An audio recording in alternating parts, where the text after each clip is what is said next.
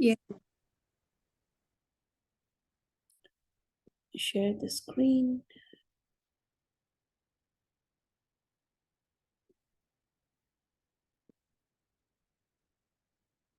So we're doing Yuddha Kanda today as well.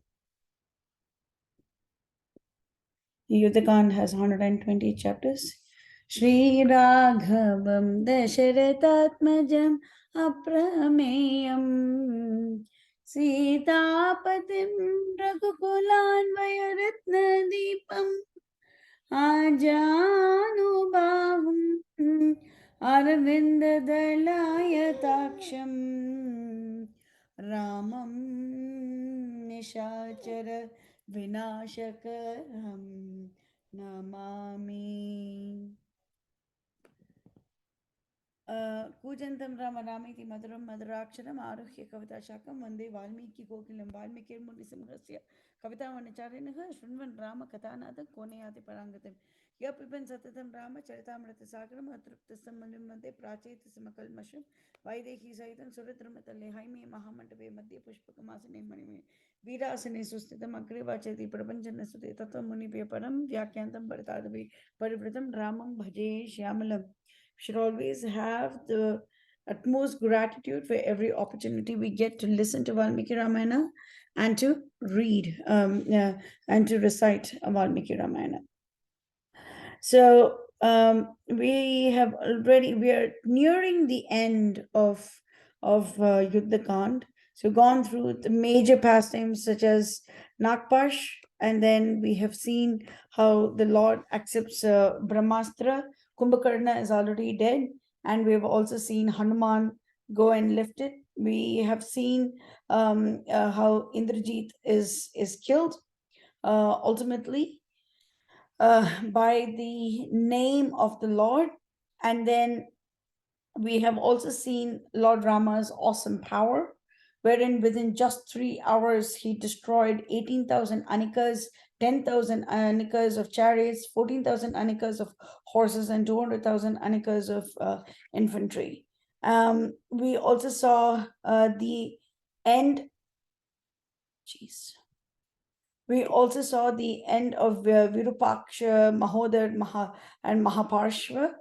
And now we are going to see that Ravana enters the battlefield again.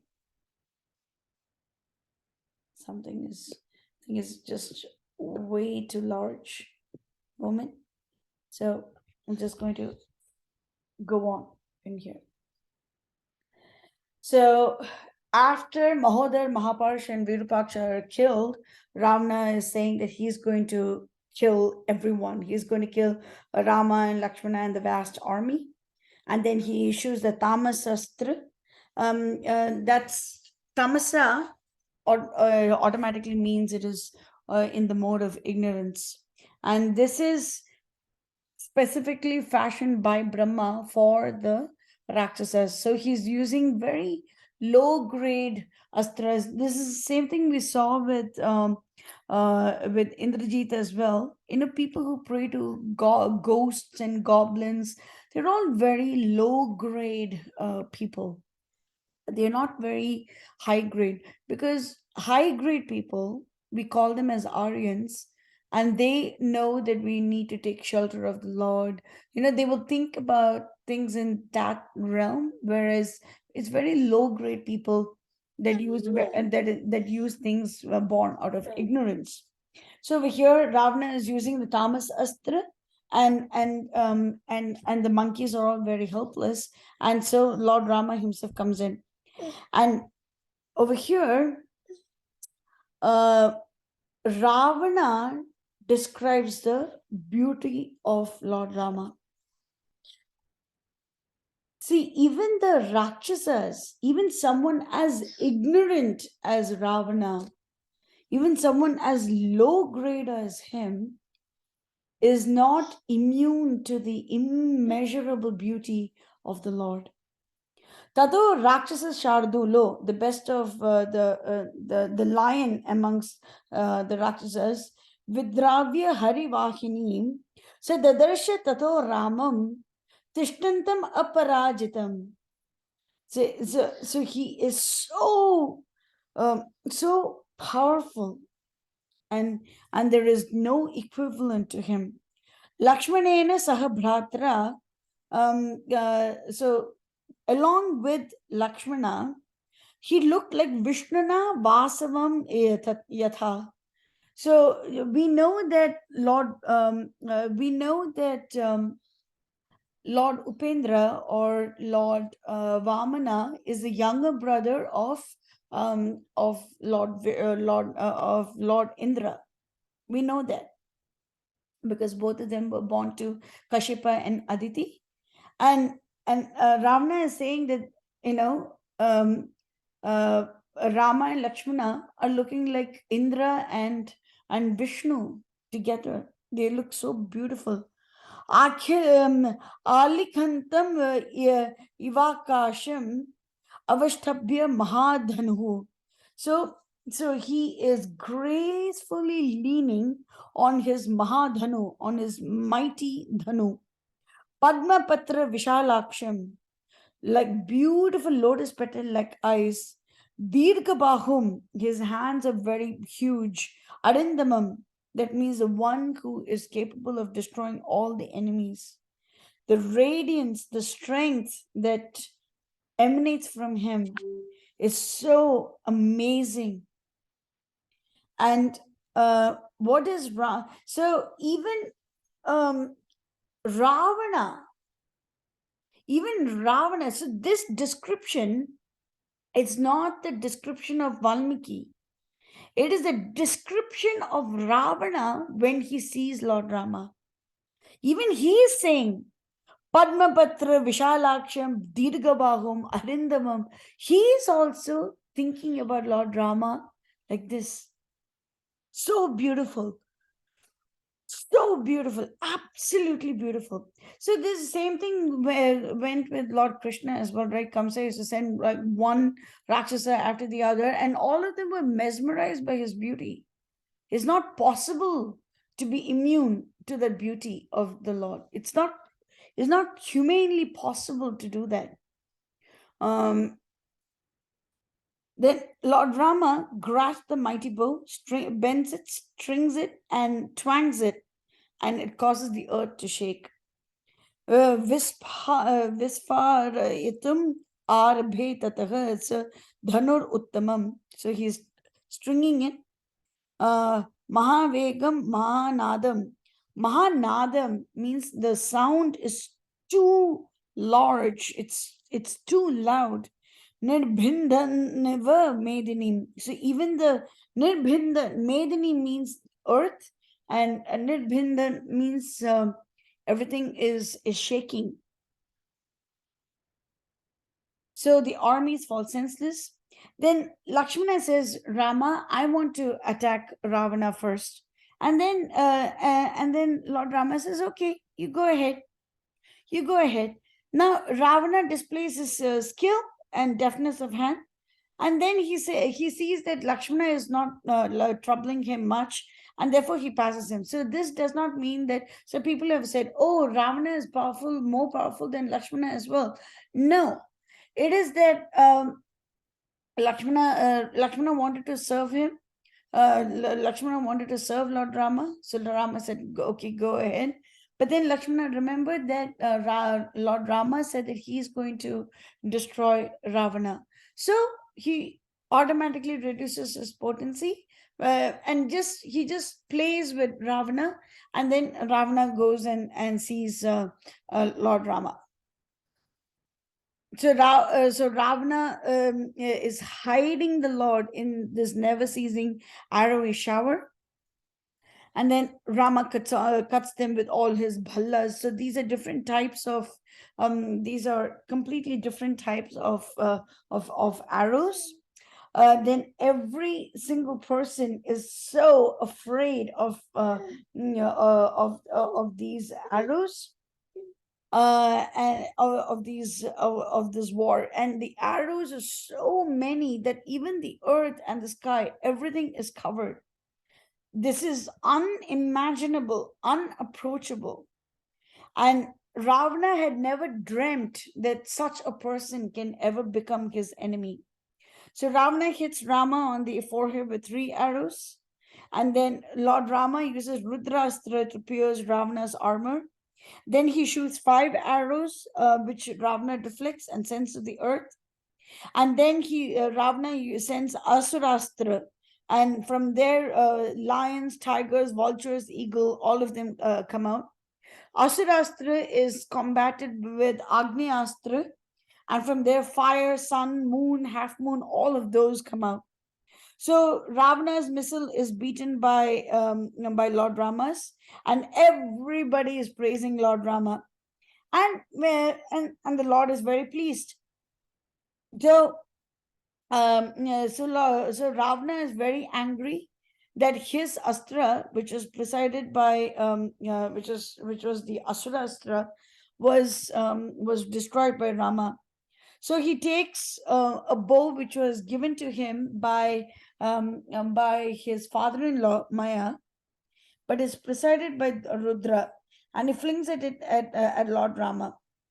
And from there, we get tridents and maces and bars and bows and bolts and all that. Rama is very happy to see it. He meets this with the Gandharvastra. And then Ravana sends the Suryastra. Lord Rama destroys it with multiple other arrows. Then Ravana decides to pierce the Lord through every single limb, and Lord Rama returns the gesture.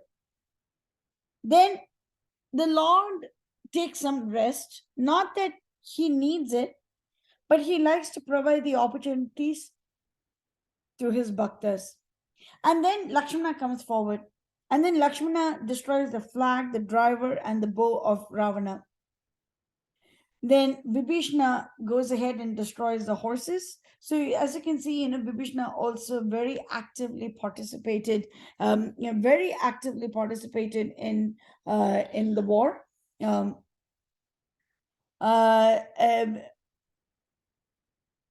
Vibhishna very actively participated in the war. So Ravana is very angry at his brother, and then he strikes him with a weapon, which Lakshmana just cuts to bits. Then he takes a Shakti weapon, which is very powerful, and hurls it towards Vibhishna. Immediately, Lakshmana throws in a lot of arrows, and he prevents Ravana from even discharging the Shakti. Then he takes another Shakti, which was fashioned by his father, by his father-in-law, and it does not fail to destroy those against whom it was sent. And the Shakti brightens the space around it. The Rakshasas are thinking, oh, everyone is going to die. Lakshmana is going to die as well. So the weapon was supposed to be invincible, that nobody can escape it. But Rama just says, may all be well with Lakshmana, and that the Shakti arrow should not slay Lakshmana and it will return empty. Tam anuvyahara Shaktim apatantin cha Raghavah swastyastu Lakshmanaiti mogha bhava hatodyama. Amog means invincible. Mog means it's like very futile. So Lord Rama is saying that this arrow of Ravana this spear of Ravana should not really be useful. It should just be impotent. The mighty Shakti falls on the broad chest of Lakshmana, and he faces it without any tremor. Tavanena rane Shaktihi krudhaneshishvopama mukta surya bhitasya Lakshmanasya mamajjasa. And now that that arrow has pierced Lakshmana, pierced through his heart, and because of that force, Lakshmana falls to the ground. Now, Rama is sorely aggrieved because of his immense love for Lord Lakshmana. And then he stands there with streaming eyes, and his eyes are blazing with anger. So muhurtam anudhaya bhashpa vyakula lochanaha. Bhashpa means eyes. Vyakula means very sad. Lochanaha means his eyes. Bhashpa means, they are crying. Babhuva Sandrabdhatharo Yuganta Iva Pavaka. Yuganta means the end of the Yuga. Pavaka means the fire. So he was blazing as if he's the fire of dissolution. So Rama is very angry at this time. And then he realizes that this is not the time to grieve, and therefore he puts in lots of arrows, and he faces Ravana. And then Lakshmana, even though he was completely hurt, he still reminds Lord Rama that that Sitama was abducted, and therefore therefore the Lord determines that he is going to definitely slay Ravana. Ravana keeps up a ceaseless shower of arrows, and because of which the Vanaras were unable to remove the Shakti weapon, and Lakshmana is still pinned to the ground. Then Ravana is continuing to shower the Lord with lots of weapons, but still he doesn't care. He goes ahead and he easily removes the Shakti weapon from Lakshmana's body, and he breaks it. And when Ravana hits him, Rama doesn't mind it at all.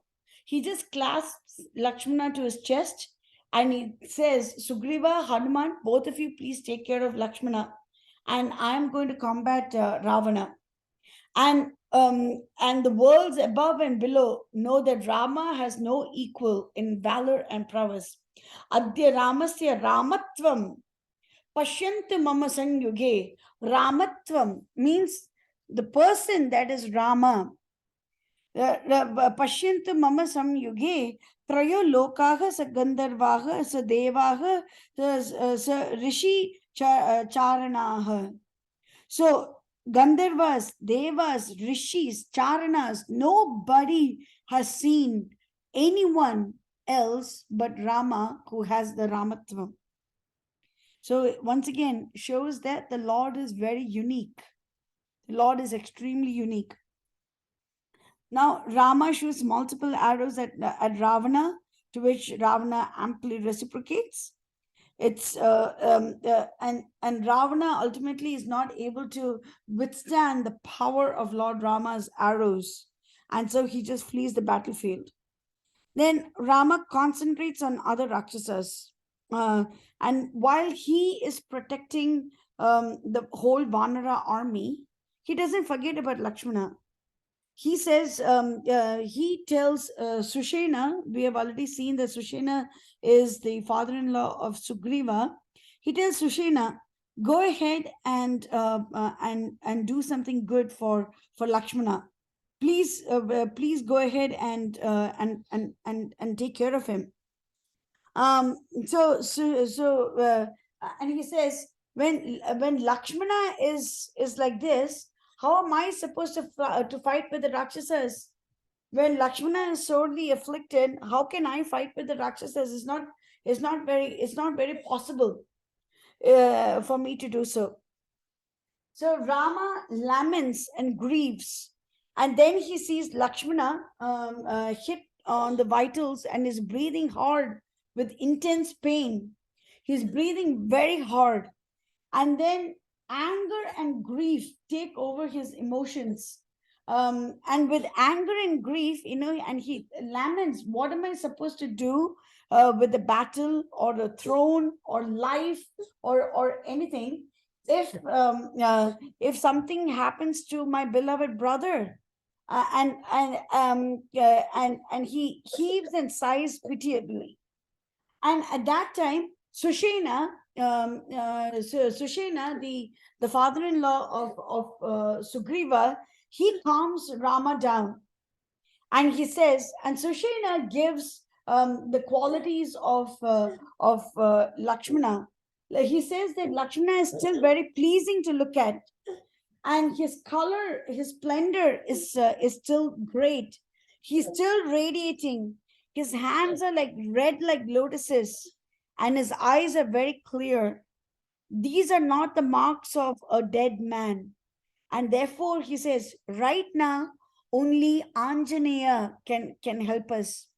So Hanuman is standing close by. Hanuman is standing close by, and then Sushena tells Hanuman. Sushena tells Hanuman, Hanuman, few days ago, Jambavan asked you to go to the Dronagiri, and today I want you to go back to Dronagiri and get these 4 herbs: Vishalyakarani, Suvarnakarani, Sandhani, and Mrita Sanjeevani. So these 4 herbs are necessary to revive Lakshmana.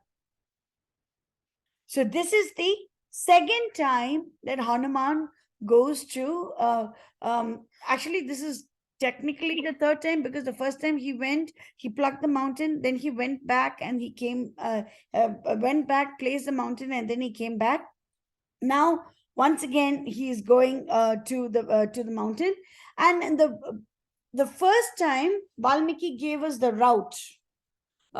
He saw this and this, he saw the abode of Brahma, the abode of Rudra, he saw Kailasa, he saw this and that. So this time he doesn't mention anything at all. He doesn't mention. So it's not known whether Hanuman took the same path. It's not known whether Hanuman took the same path or whether he took a different one. We don't really know that.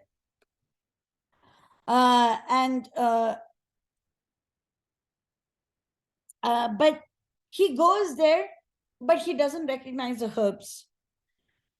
So why? Because Hanuman is very intelligent. He just saw those herbs just a couple of days ago. So why doesn't he recognize them?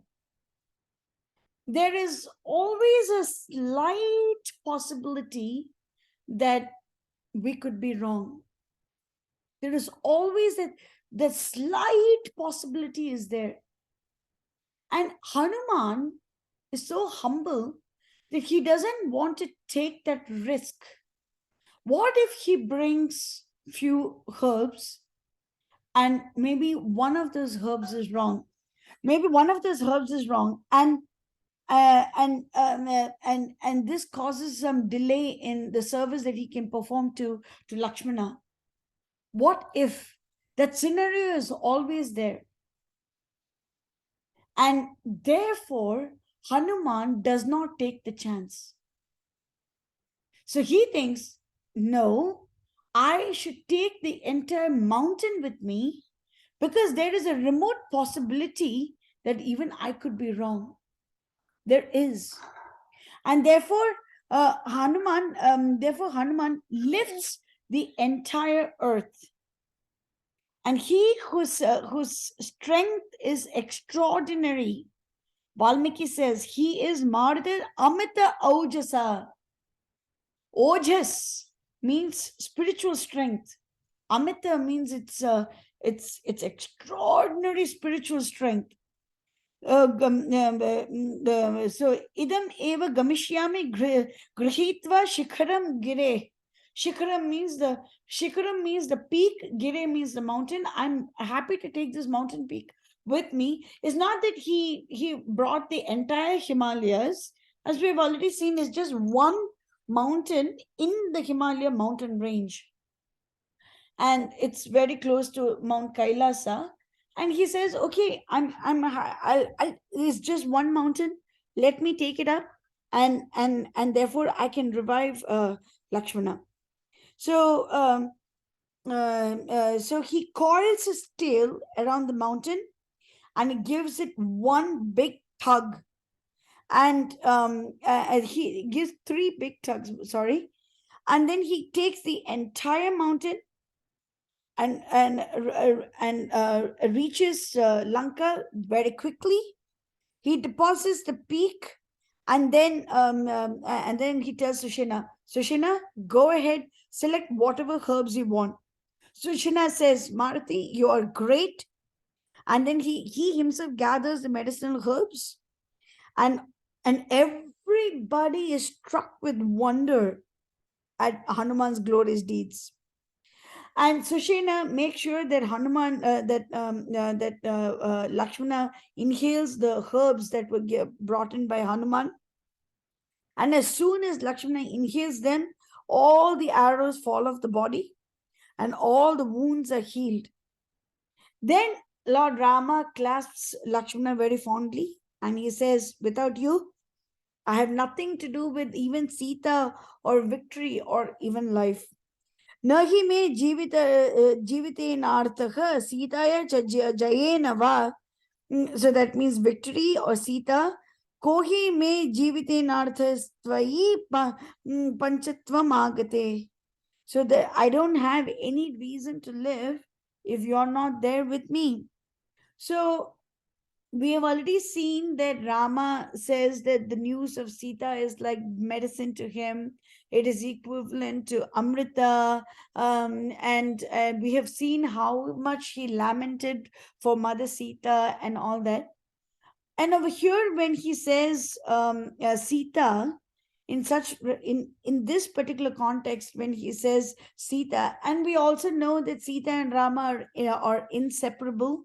We've read that multiple times already, and we will still see one more instance where the Lord says that Sita Ma is inseparable from him. We have already seen multiple instances where Rama says Sita is much above me, much loftier than me. So when he says Jivena, he means that his own life, and when he means Sita, he means something even more than his own life.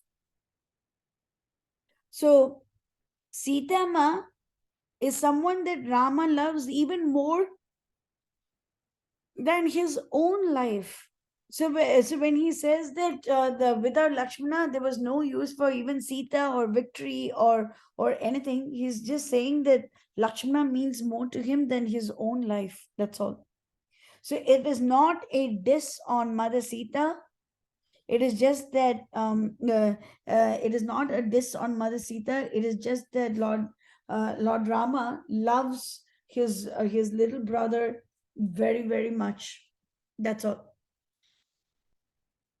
Then Lakshmana is pained to hear such words. He says, "Oh Rama, I want you to please kill Ravana and fulfill the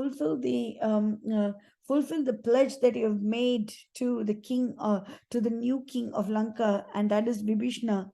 You promise that you are going to crown him the king of Lanka. Please ensure that you fulfill it."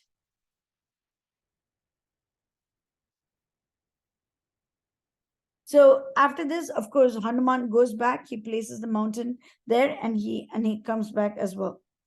So this is just a recap of the 2 times that Hanuman went to Himalayas. The first time, Indrajit attacks Rama, Lakshmana, and 67 crores of Vanaras with Brahmastra. The second time, Ravana attacks Lakshmana with a spear.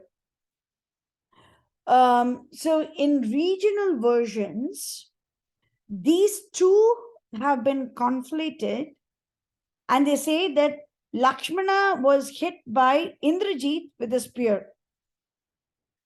So that is not correct. So Indrajit attacked Rama and Lakshmana with Brahmastra and vast army, and at that time Hanuman went under the Hanuman went, and then the second time Ravana attacked Lakshmana with a spear. That time also Hanuman went. So inspiration, the first time Jambavan was the one who said, "Oh, Hanuman, you go." The second time Sushena asked Hanuman to go. mood. The first time, both times Hanuman lifts the mountain. The first time he is angry with the mountain, and he says that Nagendra, how dare you not serve Lord Rama when he wants you to serve him, and he lifts up the entire mountain. The second time, it's mentioned that he couldn't recognize the herbs, but it's most um, it's kind of common sense that he didn't want to leave things to chance, because last time also he brought the entire mountain, and with just the herbs, by just smelling the herbs from a distance, all the monkeys were, and Lord Rama and Lakshmana were revived. So what if right now he brought in the wrong set of herbs? So he didn't want to take a chance. When the stakes are so high, it is always good to go with the most cautious way when the stakes are very high. So both the times, Vishalyakarani, Suvarnakarani, Sandhani, and Mrit Sanjeevani were needed. I don't know how only Sanjeevani got this great name, but both the times, all four of them were needed. So as far as the route is concerned, we have already discussed it. We don't know if Hanuman flew in the same route the second time or not. And there is also one a regional version that says that when Hanuman returned, he met Bharata. This is not mentioned at all. The first time Bharata meets Hanuman, or Hanuman meets Bharata, is during the return of Lord Rama. They are almost close to Ayodhya at that time. Lord Rama sends Hanuman as a messenger to inform Bharata that he is returning. So now we know that Hanuman has already returned the mountain and he is back. So now, listening to Lakshmana's words, Lakshmana says, "My dear brother, you shouldn't really say like this. You have to crown Vibhishana as the king and all that." Rama shoots terrible arrows at Ravana. Ravana takes another chariot and he rushes at Rama. He continues to shoot. Then Indra sends his charioteer Matli, along with his chariot, his divine horses, and lots of weapons, armors, and sword, arrows, and everything to Lord Rama. Rama reverently salutes it, and he accepts the service of Indra. And when he sits on it, he illuminates the entire world like the full moon. The whole battle is beyond belief. Everybody is gripped with fear. Everybody is gripped with fear. So Rama knows all the astras, whether it's Rakshasas or Gandharvas or Devatas or anything. He knows all the astras. And when Ravana is shooting them, Lord Rama is countering them again and again and again and again. So Ravana discharges the Rakshasa Astra, and from there, lots of serpents and snakes, all of them emerge, and they cause Lord Rama a lot of pain. Then so against the serpents, he is obviously going to use Garuda Astra, and from there, eagles come in and they destroy the serpents. So Ravana finds that all of his astras are foiled. So he hits Matali and Lord Rama with lots and lots of arrows. Then he paints the horses of Indra. Now, Devatas, Danavas, Gandharvas, Charanas, all of them are filled with sorrow. Vibhishana is seeing that, oh, Rama is looking quite harassed. And then there were few omens. such as Mars standing over Vishaka, which is the guardian constellation of the coastal kings. And when so that means that Mars is Angaraka. Uh, he is the Lord of War. Mars is the Lord of War. So the Lord of War is now siding with Vishaka, which is the constellation that was really good for the Ikshvaku kings. So that means that good omens are also coming in, and Rama's eyes are red in color, and they're happy to destroy this entire creation. And when Rama is angry, everybody is angry. So our sweet, gentle, kind, compassionate Rama, yes, he is all of that. And plus, when he gets angry, the whole world quakes with fear. Kasya bibhyati devascha jata roshasya samyuge. This is the 16th question of Valmiki to sage Narada Muni in the first chapter of Ayodhya Kanda. I'm sorry, the first chapter of Balakand. So he wants to know if there is someone who when angry, can cause even the devatas to quake with fear. And right now we are getting to see that particular Rama. Ramam drishtva susamkruddham utpanam shaiva darunam vitreshu sarva bhutani ravanasya abhavad bhayam. Drishtva, by seeing Rama, susamkruddham, extremely angry.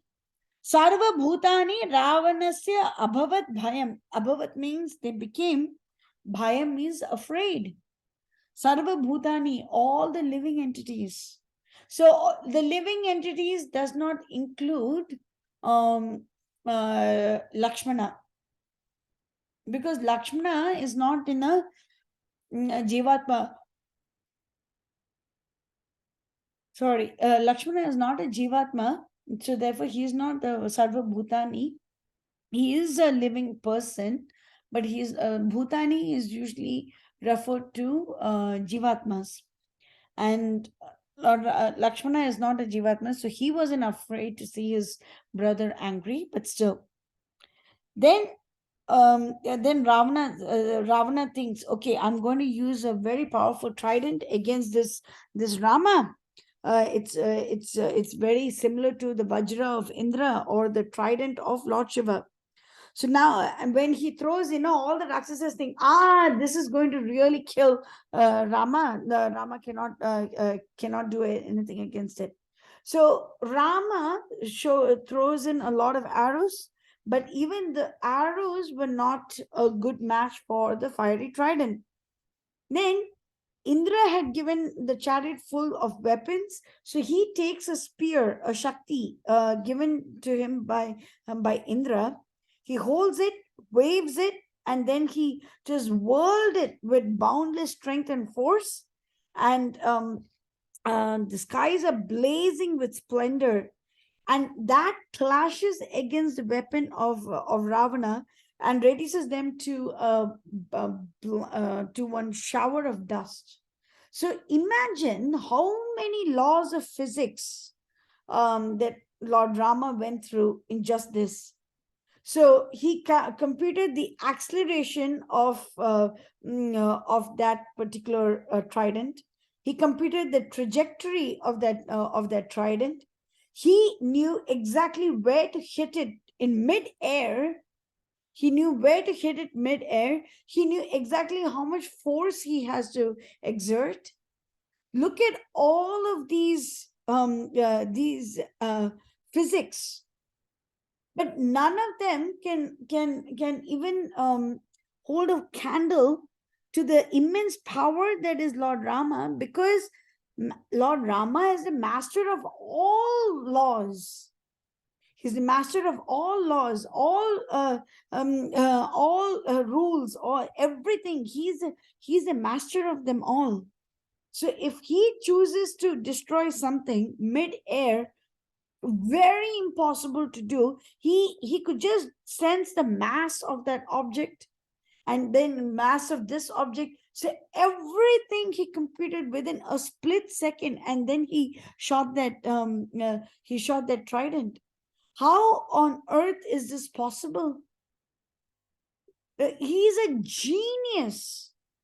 He's a genius, and there is no law that can supersede him.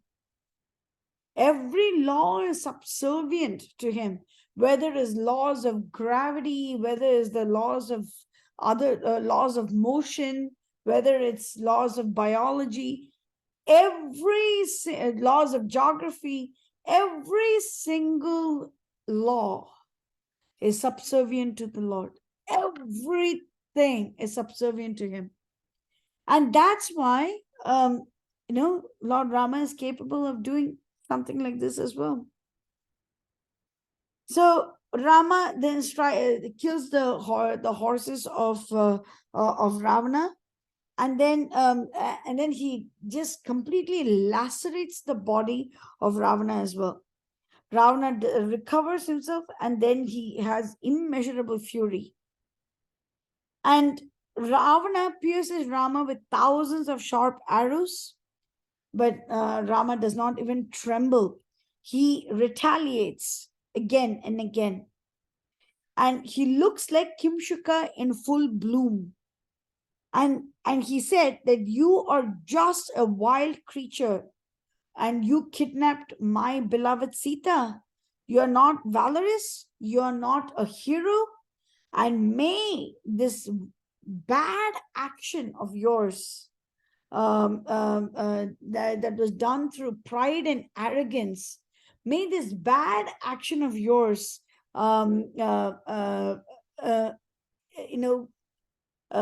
give you this ample fruit, made bear fruit.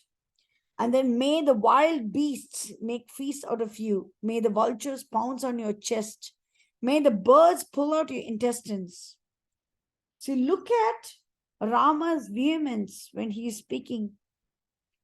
And he is so happy because he knows that he is going to kill his enemy at this time. He is so happy. And the weapons. So in Balakan, we saw that all of those weapons, they all took astral forms, and they bowed down to the Lord and said, "Oh Lord, whenever you think about us, we will definitely be there for you in your service." And right now, all of them are ready. Rama, pick me. Rama, pick me. Rama, use me. Whatever you need, I can do for you, Rama. Rama, Rama, Rama, Rama. They're all saying, they're all waiting there.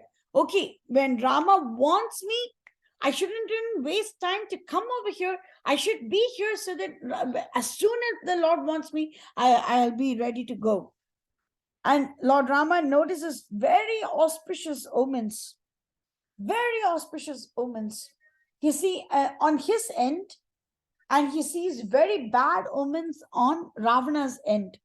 He sees both. So he knows he is definitely going to be victorious. Obviously, he knows that he is going to be victorious, but the omens are also showing the same thing. Ravana loses control over his senses, and he feels as if he's almost on the verge of dying. It looks as if he's on the verge of dying, and therefore at that time the charioteer runs away from the battlefield. And I got a pretty cute picture of Ravana being very mad at his charioteer. I hope everyone likes it. So Ravana was very mad at his charioteer, and he tells him, see, when a person is very proud, even the tasks that were done for him by others, thinking about his benefit, thinking about his thinking about what is good for him, that person will get angry. How dare you say that? That's what he will say. You shouldn't have said this. You shouldn't have done that. That's what he will say. It doesn't matter, even if it is for my benefit. I didn't want you to do this. So how dare you do whatever you did? So Ravana gets very angry and he says, "Huh? Don't you know that that my power and luster are second to none? Don't you remember how many magical acts I have? You don't even know my purpose, and yet you just drove my chariot away. You have blackened my name in front of the enemy. All the fame, all the glory that I have earned so far have all been reduced in a single second by you, because now I'm now labor. Now I have now in the history books will say that I ran away from the battlefield. I ran away. So it's all because of you. Now, the charioteer says, I understand all of this. I do not fear. My senses are very strong and clear. All I'm worried about is your well being. And it looked as if you were tired. The horses were also very tired. And therefore, it was necessary to drive the chariot away. And whenever you're ready, I'm here to serve you, my dear king. And so he mollifies Ravana. And Ravana is very pleased to hear these words. And he says, O driver, Ratan Shigram Imam Suta Raghava Abhimukan Kuru. Ratham means the chariot. Shigram means immediately. Imam means this. Suta means charioteer. Raghava Abhimukam means in front of Rama. Kuru means you do this. So the acharyas have mentioned that even Ravana couldn't bear to spend even a second away from Lord Rama. Rama is so beautiful that even Ravana, that even Ravana couldn't bear to spend a single moment away from Lord Rama. Raghava Abhimukan Kuru. I want to see the face of my beloved, of my Rama. Raghava Abhimukan Kuru. Shigram. Take me immediately. Take me immediately. I need to see him. Of course, after this, he obviously says that he wants to kill Lord Rama and all that, but he, for a split second, we get to see the original position of Ravana as the gatekeeper of Vaikunta. We get to see Ravana for that split second. We get to see him like that. Raghava Abhimukan Kuru. I cannot bear to spend even a moment away from Rama. And therefore the charioteer says, okay, fine. And he brings the chariot with Ravana in front of Lord Rama. So now at this time, Sage Agastya comes in. So Sage Agastya, so we need to remember that Lord Rama is Ramam Satya Parakramam. Lord Rama's power will never diminish. Lord Rama is the one who is truly powerful. He can never diminish. And yet, he accepted Bala and Atibala in the hands of sage Vishwamitra in Balakand. And according to that also, he cannot be fatigued, he cannot get tired, he cannot be defeated by any enemy, he will never be thirsty, he will never be hungry, and so on. But still, he manifests these just so that his devotees get a chance to serve him. So if he felt that, oh, I don't get any hunger, I'm not feeling hungry, I'm not feeling thirsty, then what service should Lakshmana do for him in the forest? And if he said that I'm not at all tired, Lakshmana, then what would Lakshmana and Sita Ma do if they cannot massage their feet of the Lord? What would they do? Because without doing that, it's terrible for without getting the opportunity to massage the feet of the Lord, Sitama and Lakshmana would just wither away, because for them the life has got no more meaning. If they cannot touch the feet of the Lord, life has no meaning for them. So the Lord pretends, oh yes, I'm tired, so can you please massage my feet? So the Lord pretends that way. So it doesn't mean that this is how the Lord is. He just acts like this so that the devotees get a chance to serve him. So similarly, even now, he acts as if he is very tired, so that he can give sage Agastya the opportunity to talk about Aditya Hridaya. The talks about Aditya Hridaya. So now, or the sage Agastya. So as we know, the battle of Lord Rama and Ravana is so extraordinary. The sages are not going to pass upon an opportunity to come and witness it. And Agastya was also part of this. So he sees that Lord Rama is enacting this particular pastime of being tired.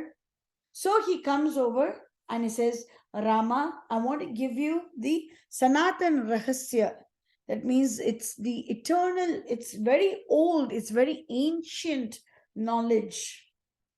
It's a very ancient knowledge called Aditya Hridaya. Uh, and this Aditya Hridaya is meant to vanquish your foes. Now, what is the meaning of Aditya Hridaya? Aditi is one of the wives of sage Kashyapa. Her children are known as Adityas. Adityanam Aham Vishnu. So Lord Krishna says, amongst the Adityas, amongst the 12 Adityas, I am Vishnu. So because one of the sons of Mother Aditi was Lord Vamana. So that's why Krishna says, out of the 12 Adityas, I am Lord Vishnu. One of the Adityas is Surya, is a Jivatma by the name of Vivaswan. Vivaswan is the one who is occupying the current position of Surya. So Surya, Chandra, Indra, all of these are job titles. They are not the names of the persons. They are job titles. So Indra is the current position of Indra is occupied by a person by the name of Purandara. The current position of Kubera is occupied by a person by the name of Vaishravana, who happens to be the oldest stepbrother of Ravana. So the current position of Surya is occupied by a person by the name of Vivaswan. And he is known as Aditya because he is the son of Mother Aditi. Okay, so now who is residing in the heart of Aditya? It is Sarvesha Shakam Hridi Sanne Vishto.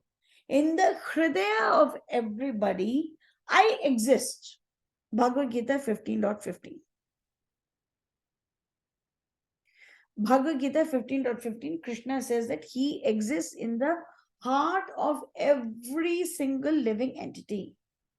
So, Aditya Hridaya refers to that Paramatma who is existing in the heart of Vivaswan. It is not a glorification of Surya. Because it is not Aditya mantra, it is Aditya Hridaya mantra. So it is a glorification of the person who resides in the heart of Aditya. Now the mantra itself talks about certain movements of the sun. As we know in Bhagavatam, the sun is not stationary, the sun is also moving. The moon is also moving. The earth is also moving. So it's not as if the earth is standing still and all that. So everything is revolving around the axis at Sumeru.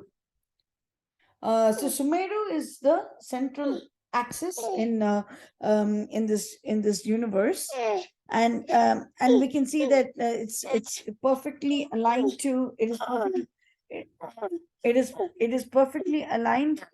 It is perfect. It is perfectly aligned to the pole star, to Dhruv Maharaj's pole star as well. Perfectly aligned.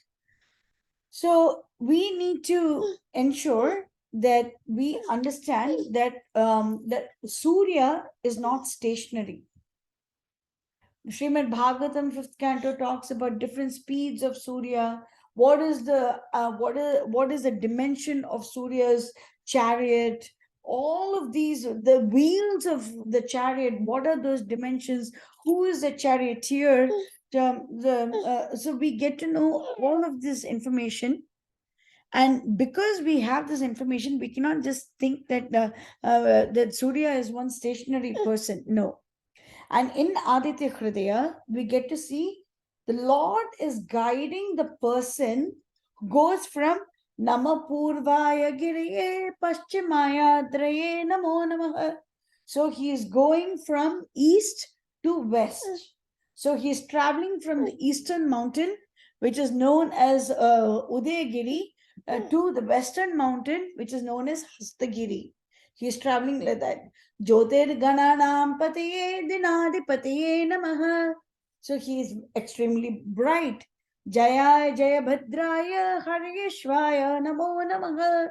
He has multiple horses. And he's traveling on those horses. Namo Purvagire Paschimayadre Namo Nama Jyotirgananam Pate Dinadipati Namo Nama Sahasramsho Adityaya Namo Namaha. So he has thousands of parts. Sahasra Amsho. He has thousands of parts. That's because thousands of parts means he has the sun's rays.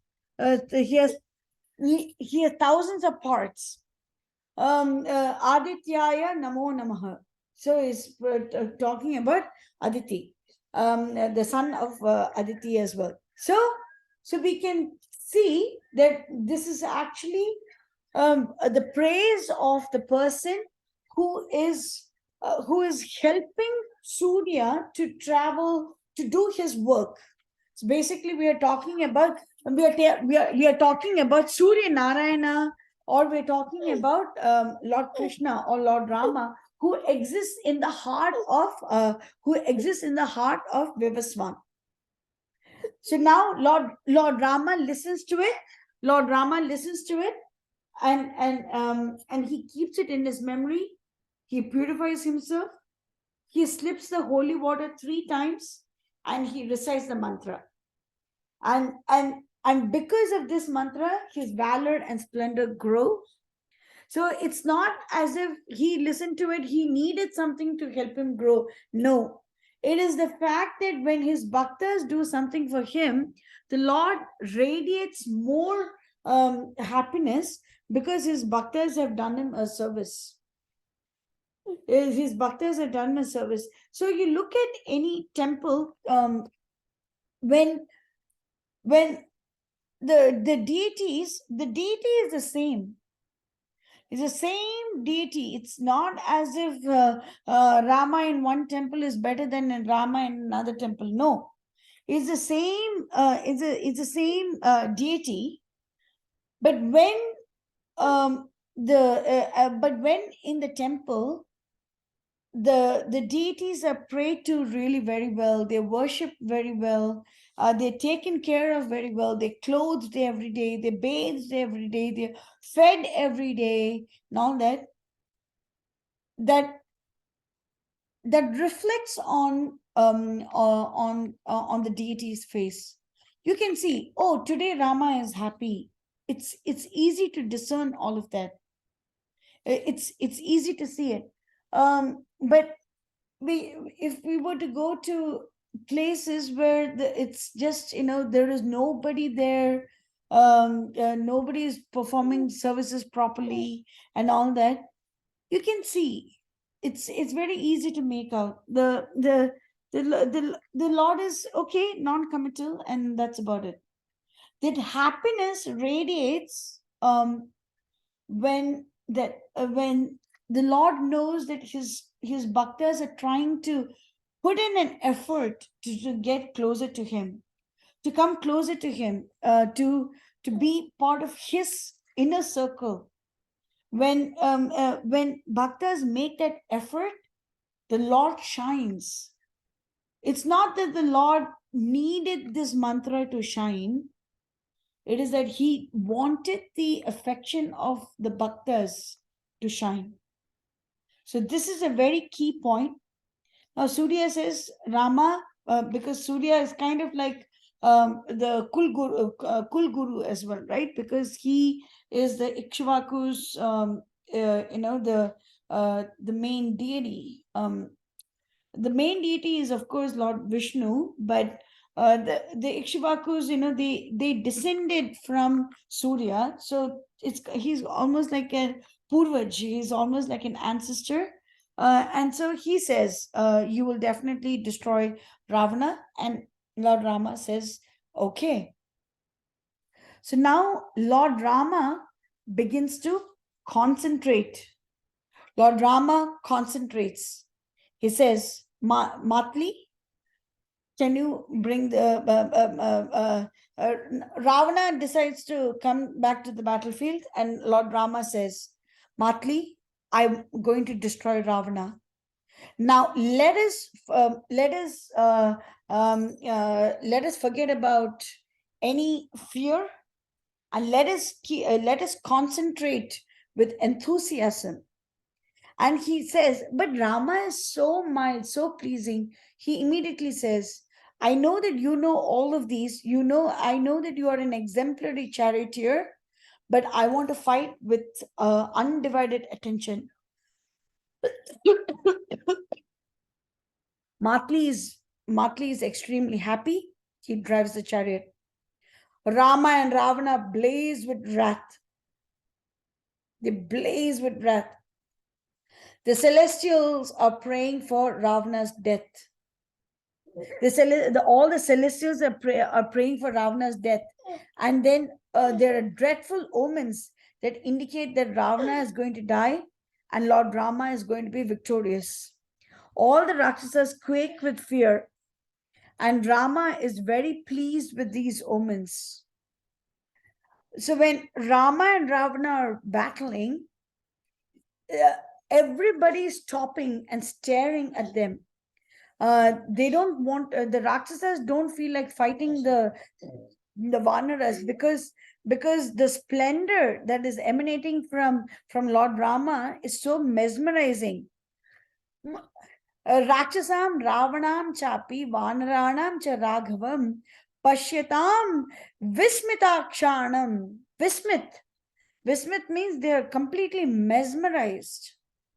Sainyam, that means the army, Chitram Iva Bhav, is almost as if they are standing so still that it looks as if they have been painted. So in paintings, people don't move, right? So like that, it looks as if the Rakshasas have been painted. So they are stopping and staring at the Lord. They forget to strike or to defend. and they are very careful watching the side, and they fight. Ravana and Rama are fighting. Ravana shoots rare arrows, but the chariot of Indra is very divine, isn't it? And so the arrow the arrows of Ravana cannot penetrate that protective covering. Then Ravana attacks the horses, but the horses are not affected. Then he pours like maces, tridents, mountain peaks, and other weapons. Blam blam blam blam blam. Rama destroys all of them, and the down and the arrows are so many that the entire sky is hidden from view, and it's almost as if there is another sky.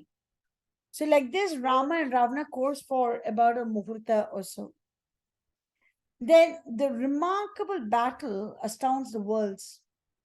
Nobody could determine when Rama pulled the arrow from his quiver, when he placed it on the bowstring, when he released it, and when it hit Ravana. Nobody could determine it. And similarly, they couldn't determine when Ravana returned the compliment. Wheel for wheel, yoke for yoke, axle for axle, everything is matched.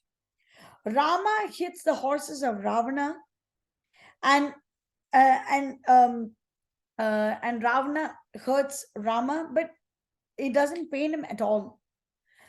Nothing happens to him. Then he focuses on Matli, and now Lord Rama is extremely furious. Once again, we get to see that Lord Rama doesn't mind it when he's hurt, but he absolutely cares when his bhaktas are hurt. He absolutely cares.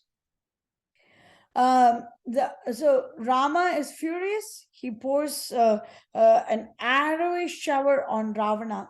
The war is ghastly. The seven seas are all stirred up. The inhabitants of Atala, Vitala, Sutala, Talatala, Rasatala, and Patala, all of them are suffering. Everything is shaking. And the Celestials are like, neither Ravana nor Rama, not one of them is showing any signs of fatigue. And they're thinking, when is Rama going to chop off the heads of Ravana? He has these 10 heads. When is Rama going to chop off the heads of Ravana? And they say, for the sake of go brahmanebhyo, swasti go brahmanebhyo, means everything be protected for the cows and the brahmanas. So lokas tishtantu shashvataha jayadam raghava sankhye ravanam rakshaseshwaram evam japanto pashyamaste deva sa rishi ganastada Rama Ravana yuddham sughoram Roma harshanam. So Roma harshanam. So it says that sughoram, it was so terrible that the hair of the devas and rishis and other celestials, they stood on end. Roma harshanam. And it was so it was so mesmerizing to see this. And they say that Rama Ravana battle has no equal. Yuddham anupamam.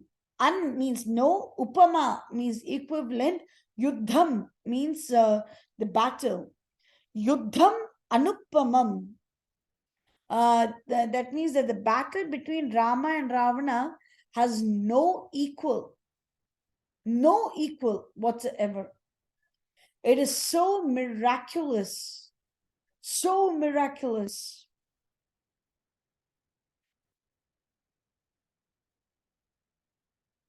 And I think I might read.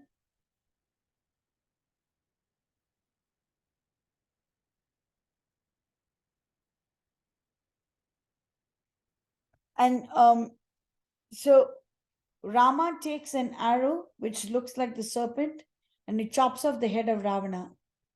Immediately another one comes up. And then he chops off another arrow, and immediately another arrow comes up. Another head comes up. So, like this, 101 heads lie on the earth. So, we should remember that Ravana has extraordinary regenerative powers. So, for example, when Jatayu chopped off the hands of Ravana, all 10 hands of Ravana, they came back, they regenerated. So like this, it's the head of Ravana also comes back up. So they were indistinguished in size, shape, color, luster, ornaments, etc. Rama's arrows are eager to drink the lifeblood of the Rakshasa. Now Rama is wondering, how is it that his arrows, which was so effective against Khara, Dushana, Viradha, Kabanda, Vali, etc., are not effective against Ravana? Now the heroes are fighting on the Trikuta hill at the beginning of the fight. But then they cross the earth, the sky, the mountain peaks. They travel everywhere. And the Devas, Danavas, Yakshas, and Pishachas are eager to witness the battle that lasts for 7 days. Sapta Ratram Avartata. Deva Danava Yakshanam Pishacha Urga Rakshasam Pashyatam Tan Mahayuddham Sapta Ratram Avartata. So Devas, Danavas, Yakshas, Pishachas, Uragas, Rakshasas, all of them are witnessing this terrible battle that lasts for 7 nights. So we know that Indrajit was killed on Indrajit was killed on Chaturdasi, and then Ravana comes the next day. So the next day is for 3 hours, Lord Rama was battling amazing numbers like 200,000 anikas of infantry and all that within just 3 hours is just gone. And then afterwards, Ravana comes about, and this is exactly for 7 days and 7 nights. So from new moon day plus 7, that means that we are on Sashti at the moment. So there is no respite, not during the day or night, not an hour, not even an instant. Naiva ratram na divasam, not night or day. Na muhurtam, that means just 1 hour. Na kshanam, that means an instant. Rama Ravanayor yuddham Veeram Veeramam Upagachati. So there was no respite at all. So now Matali. So there are a couple of ordinary, regional versions that say that at this time Vibhishna came over and told him to destroy the Amrita in the Kundali of Ravana. That is not bona fide. The person who actually informs the Lord to use the Brahmastra is Matali. Matali says, Rama, the time for the death of Ravana is near, and therefore please use the Brahmastra. Visrajasmai vadhaya tvam astram paitamaham prabho. Oh Prabho, oh my dear master. Visraja means you just release. Vadhaya, for killing.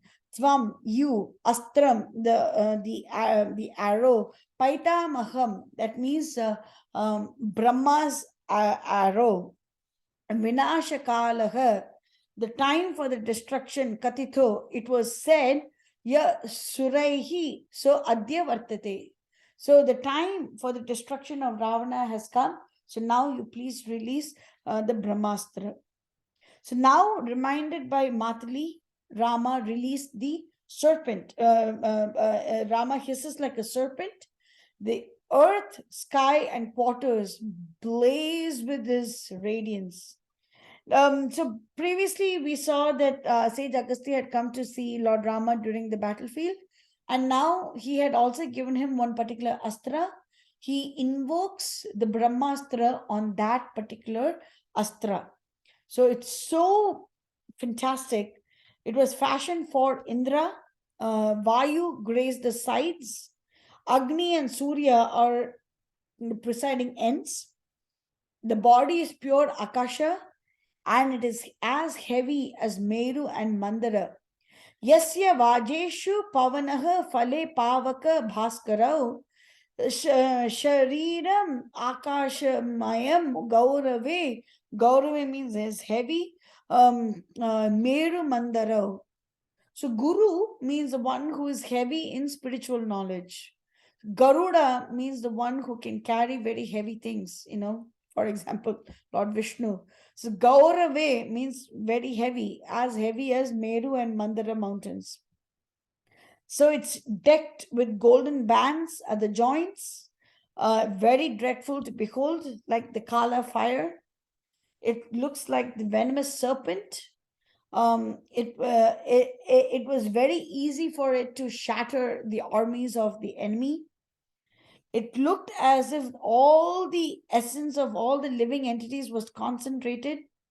It shone like the sun, and it was smeared with the blood, flesh, and marrow of the enemies. It was hard like Vajra. It is capable of destroying magic and illusion, and we can even mistake it for Lord Yama itself. The Vanaras are all very happy to see this. All the Rakshasas are extremely scared to see it.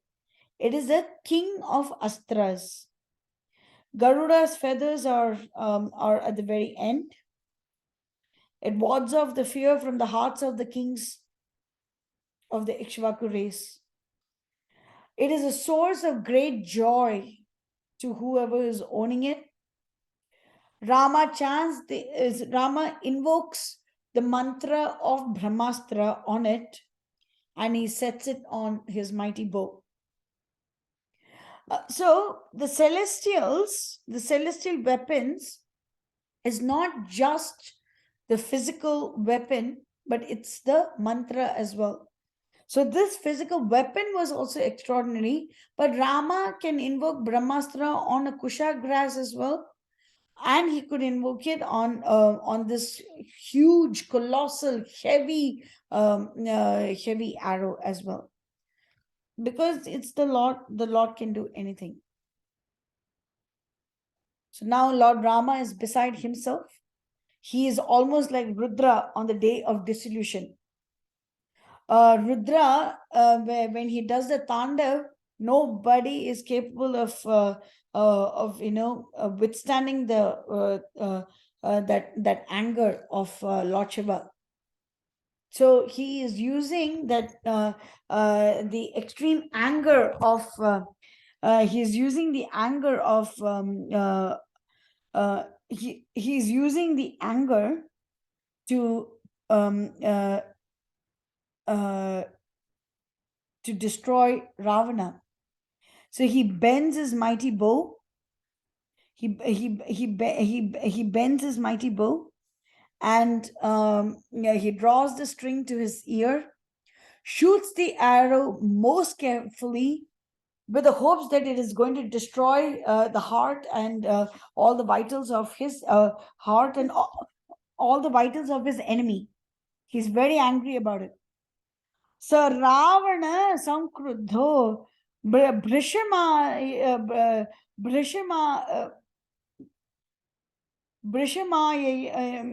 Karmukam Chikshepa Paramayataha Sharam Marma Vidaranam. Marma means the vital places. Marma Vidaranam. Rama puts behind it the strength and force of his arms. He does that. And like unto the Vajra of Indra, like unto Yama, who brings about destruction. Now that mighty arrow falls on the broad chest of Ravana.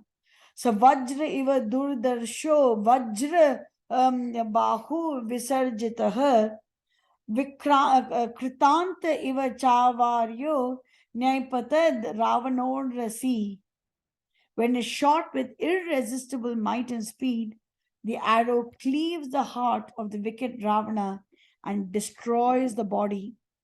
So, Vitsritsto Mahavegah, so Sharirantakara Sharaha, Cheda Hridayam Tasya Ravanasya Duratmanah. So, right till the very end, Ravana is known as a Duratmanah, the bad, wicked one, the terrible one. That is what he is known as. So the arrow cleaves the heart of Ravana, and he's known as Duratmanah. It drinks the life breaths of the Rakshasas, and wet with his blood makes its way to the earth. Rudhiraktaha.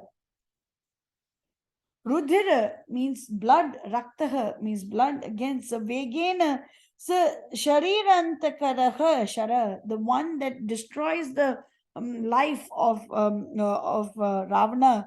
Ravanasya haran pranan. It took away. It took away the life of it took away the life of Ravana. Vishesha dharani talam, and then it entered the earth, and thus Ravana is killed.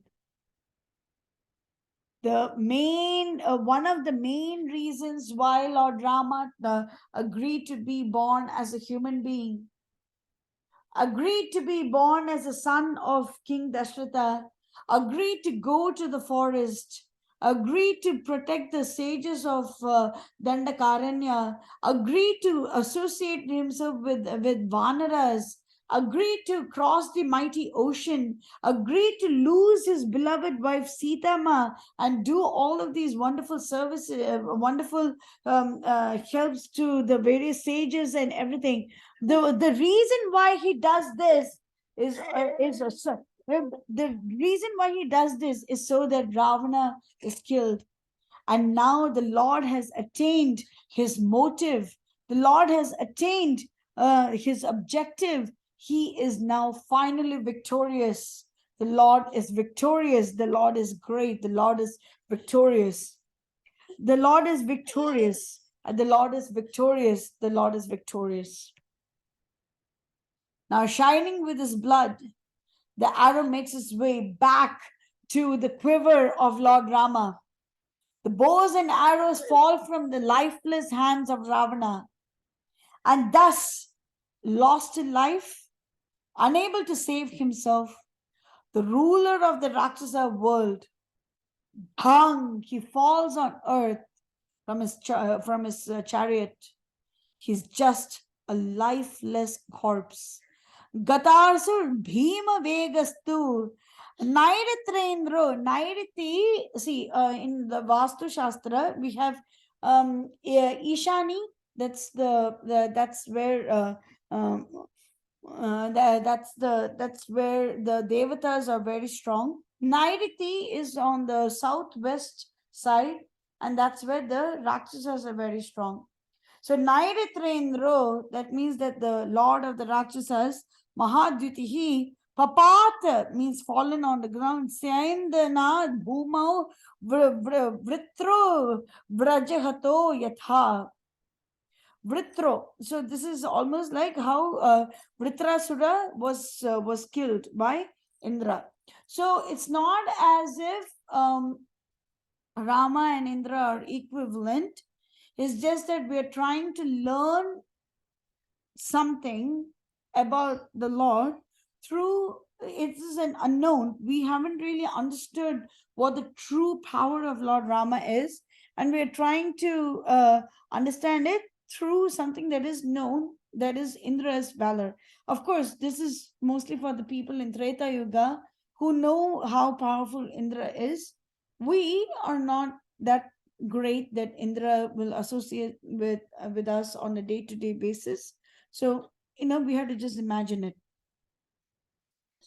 Now, there are a couple of very wrong regional versions that say that Ravana did not die immediately, and Rama asked Lakshmana to go and get some blessings from Ravana and get some knowledge from Ravana. This is not at all bona fide.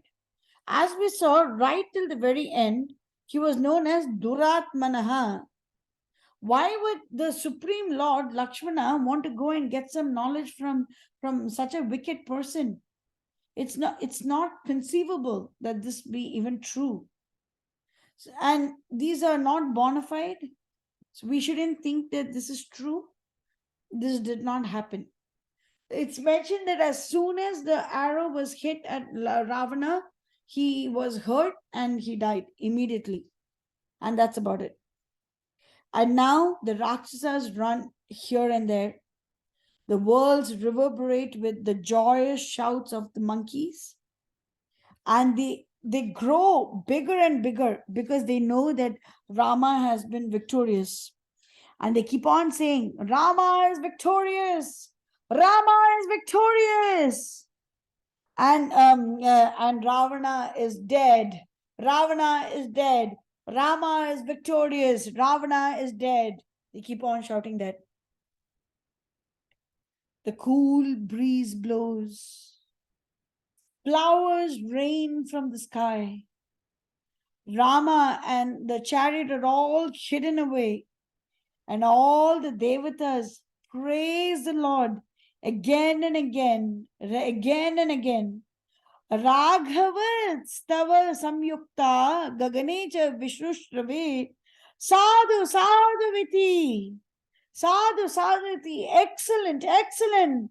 Vagagarya devatana mahatmanam. The great souled ones. The great devatas, all of them are busy stating, Sadhu, Sadhu iti. This is so great. It is so fantastic. Sadhu, Sadhu iti.